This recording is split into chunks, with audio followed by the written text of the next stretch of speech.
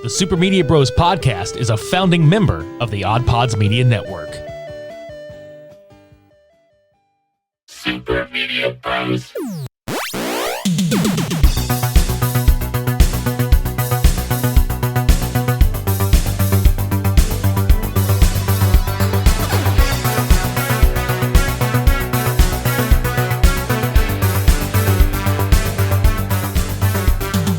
Welcome to episode 291 of the Super Media Bros podcast. I'm Richie. Devin's on vacation for the remainder of the month of September, and between now and the end, we're going to do some guests on the show, and today, thought I might switch it up a little bit. I'm going to do a solo episode today, and I'm going to throw out something a little different. It's been a while since we've done a concert review on the podcast, and I've went to two of them in the last few days, and I'm fresh off of one from last night and about 3 or 4 days removed from the other one. Not to mention, it's been a while since we've had a good music-based episode on here, so I guess we'll get right into it. Today, I'm going to be reviewing both the Babyklok tour and GHOST Re-Imperatour. I'm going to kick it off with the Babyklok tour. Now, the Babyklok tour, for those of you that don't know, or if you're not looking at the artwork for today's episode, it's a joint venture by Babymetal and Dethklok, the fictional band from Adult Swim's Metalocalypse. Now, I know upon first glance, you probably wouldn't pair the two of these bands together for a tour, but I've got to say, having seen it and from wanting to see both of these bands before, it was a great show. I was able to attend the Houston concert, which it was the kickoff date, which I've attended a few concert tours where we got the first date, and it depends. Sometimes tours go really well right out the gate, and sometimes the first show or two, there's some bugs or glitches in like production or what have you. But I've got to say, this one went off without a hitch, and I hope that anybody that is catching any of the dates on the remainder of this tour gets a chance to do that.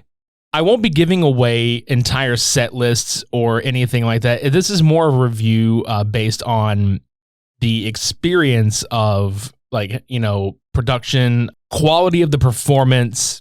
I'll give a couple of things as far as the set list goes with songs. I won't say front to back, but I'll point out highlights.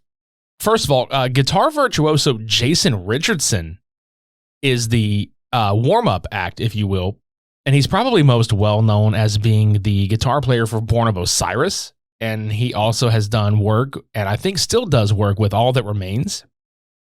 And this was really cool. I mean, he plays by himself with a backing track of instrumentals, but I mean, there's really no vocals to be done. It's just pretty much him shredding, and it's metal as fuck, honestly. But I thought it served as a nice warm-up because, I think I speak for a lot of people when I say, we tend to save our energy at concerts for the headlining act. It's not that the opening acts are ever terrible. I've been to a share of concerts where the opening act was okay. It just wasn't as high energy. I thought this was fine. Jason is a hell of a guitar player and extremely talented, and I thought it was just a perfect act, actually. I think to a lot of people, surprisingly, Dethklok winds up going first on the bill with Babymetal. I'm a little curious to see if they actually are alternating headlining for each show, because both bands, Dethklok and Babymetal, play for about an hour apiece.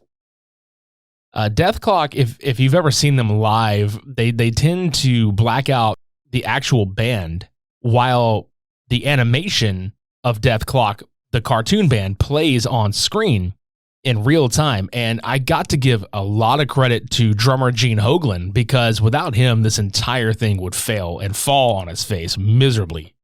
Funny enough, I say they play for an hour apiece, and honestly, it's wild to think that Babymetal only plays, I think, 11 or 12 songs, but Dethklok played around 16 or 17, if my count is correct. And the best thing about Dethklok is that in an hour, playing that many songs is because there's really not a lot of banter or talking in between songs. They just kind of get right into it. And Dethklok is currently supporting the Death Album 4, which just dropped not very long ago. And unsurprisingly, they're only playing 2 songs at least by my count from the show, they only played 2 songs from it, and most of the stuff they played came from their first album, which I fully expected because a lot of us are old school Metalocalypse fans that are attending this, so they're probably more likely to dig back into, what brought us all here in the first place.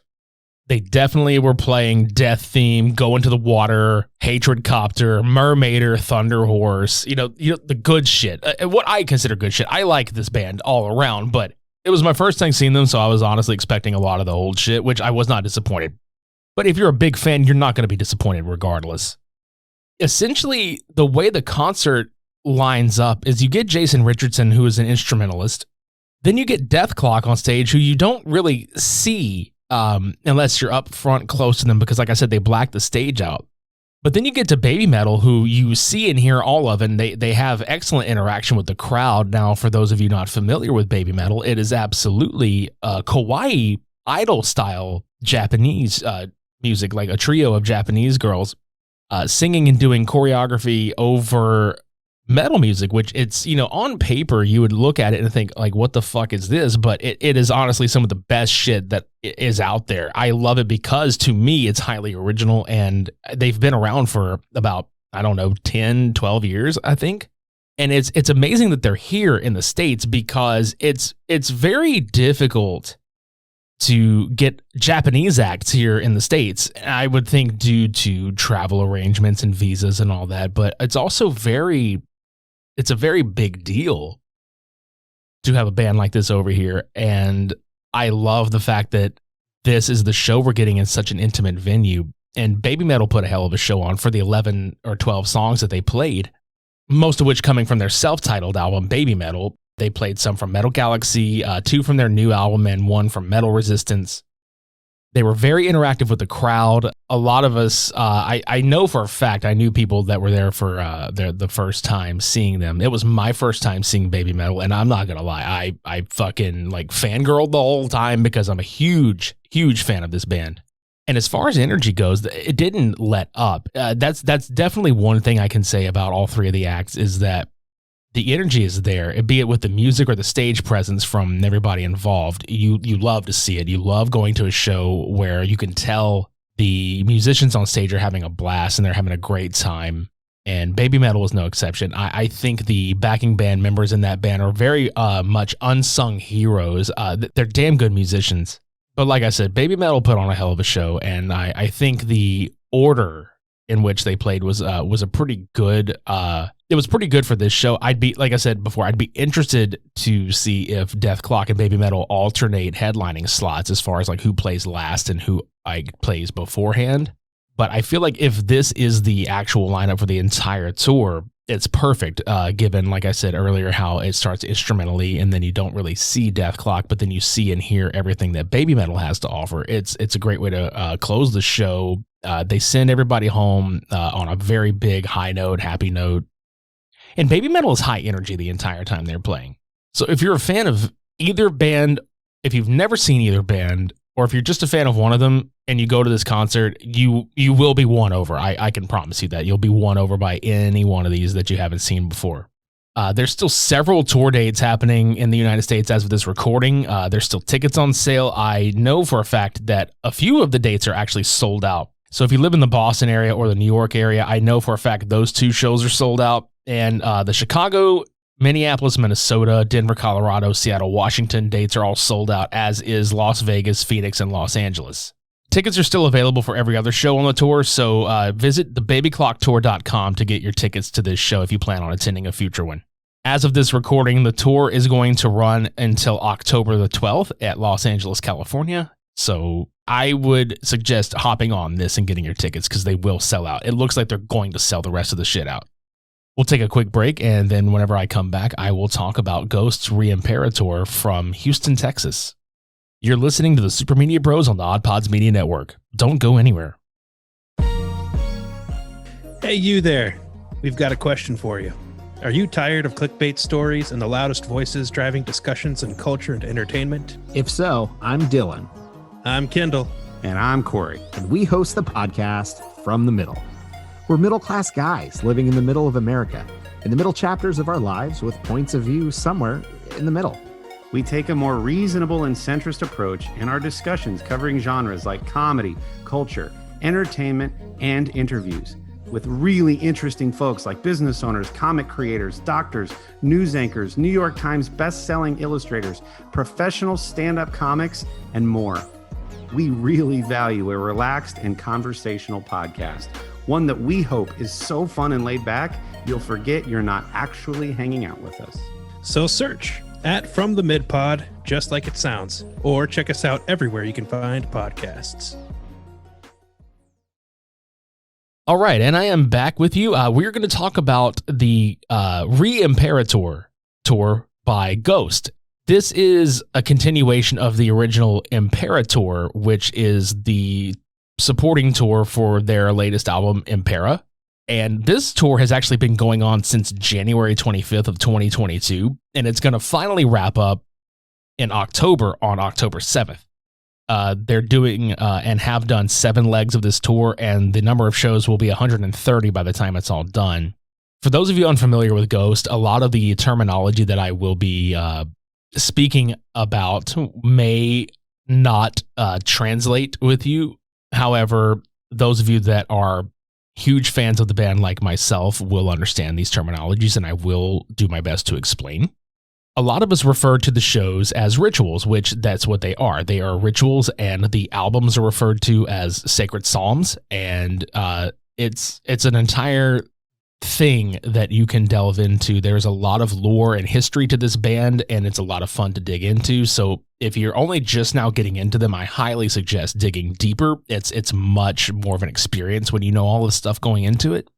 But I gotta say, from front to back, I didn't expect this live show to be a disappointment whatsoever. The opening band is Amon Amarth, which it's one of those bands. First of all, they are a Swedish Viking metal band. Also, Ghost is from Sweden, which I think is fucking cool as shit. Amon Amarth is one of those bands that it's not like I forget that they are around. It's just that I don't go out of my way to listen to them very often. But whenever they're on, I listen anyway because their music's fucking killer. And the live translation is just as good. They're very interactive with the crowd. The music is good live. The band is solid as fuck. They have a hell of a show that they put on. And they only played for like an hour, maybe 50 minutes at most. But in that time frame, they packed a hell of a punch. And we had damn near a sold out house in Houston at the Woodlands. And listening to Ghost, you wouldn't think that, like a band that is a little heavier in terms of vocals and the music itself. You know, Ghost are one of those bands where, like, who do you put opening for them? And you could really put anybody opening for them because Ghost themselves have opened for several bands. And ironically, I think it's cool how Ghost has opened for several bands, but now some of those bands are opening for them. Ghost had opened for Mastodon on a tour not terribly long ago. And now Mastodon, I think on the first leg of this tour, actually opened for them. And also towards the end of this tour, they're actually going to be headlining Brazil for the very first time, along with Argentina and Chile. And they're doing an Australian leg in October. However, I think the big story going into the lore of the band, every so often, the quote lead singer is replaced by a different singer. It seems to be almost every album cycle. The big rumor going around is that Papa Emeritus IV, who is the current incarnation of their lead singer, is going to be killed off at the Los Angeles concert. Now, this is completely unconfirmed and it's all rumored. But that's been the big story surrounding the lore and this tour, because we're nearing the end of this album cycle, and it's going to soon be time to start thinking about what the 6th Sacred Psalm is going to be, and hopefully will be released in 2024. But as far as the actual concert itself goes, Ghost has so much material that if you're a huge fan of the band like I am, it's essentially like a greatest hits set list. It doesn't matter what they play during the set. Like, I honestly could care less what they put on this set list. I was going to be happy no matter what. And even if you're not a fan of this band, the showmanship, the musicianship, and hell, even some of the banter that Papa Emeritus does between songs, it'll hook you in. There's humor, there's lightheartedness, There's metal as fuck moments. There's rock and roll. There's operatic sounding stuff. I love Ghost so much because they encompass everything that I have ever loved about rock and roll music, and it's all in one package. Now, one day I'm sure that we will get into this band as a whole with the lore and everything. I'm only just kind of giving what I know fans of this band are going to understand and hopefully entice you enough, if you've never listened to them, to come check them out. But with so many elements of everything that I've loved about rock music, be it the theatrics, the makeup, the pyrotechnics, the showmanship, the music itself speaks for itself, in my opinion. There's so much to get into and love about this. Like, if you love rock music of any kind, there is literally something for everybody. Parents brought their kids out to this show. Everybody was done up in makeup. It's a big fucking family ordeal going to see Ghost. The congregation, as they will call us, as their fans, we absolutely enjoy attending the rituals and getting other people involved. It's a lot of fun. I've never seen so many different walks of life at a concert before, ever. Like, I thought it was cool as shit. We were leaving the show, and it had to have been like a 70-plus-year-old dude that I saw. He was in a full suit dressed up as Papa Nil, which, if you know anything about the lore, that is fucking phenomenal, honestly, to see like a gentleman that old that is into this band, because most people that are fans of this band kind of get shit on, and I think it's unfortunate, because I certainly am a proponent of love what you like. It doesn't matter what it is. Enjoy what you like. But this tour, this concert, this set list was one of the best that I've been to, and I'm not even being biased. I'm a musician myself, so I like to look for production quality, and I like to look at how tight bands are rehearsed and how well they perform. And I've got to say, like, there were no missteps or anything of the sort during their set. Noticing that kind of stuff comes easier when you play yourself, because as a musician, you've got to be able to cover up flubs or what have you. But from front to back, it was such an amazing time. It's such an amazing concert. The song selection was very well done. I'm sure that people who are huge fans of their first two albums would be slightly disappointed, only because between the first two albums, they only played 3 songs from that era. But for those of you that are huge fans of Impera and Prequel and Meliora, you won't be disappointed. There's a very healthy mix of songs from all 3 of those albums, which a lot of people, that's the 3 albums that they are drawn to. So by the time that this episode drops, there's only going to be 2 shows left on this tour, and those are the Inglewood/Los Angeles, California rituals. And you know, we're gonna see what happens at those, because after that, there's only 8 shows, and those are between the Latin America and Australian dates. So, you know, we shall see. I'm very curious to see what happens in the next chapter of Ghost's ongoing story, and hopefully we will have a new album next year to look forward to, and another tour to attend. And I will say this: if you do have a chance to see them when their next run happens, absolutely go do it. It is a blast and a half. You're going to be entertained. There's something for everybody. I know there were people at this show in Houston who were attending for the first time, and it was such a blast. I couldn't have asked for a better first experience myself. This was my first ritual to attend. So definitely go check out Ghost's discography and find something you like. I guarantee you there's something for you there. And catch a ritual the next time that they're out on the road. Visit supermediabrospodcast.com for past, present, and future episodes.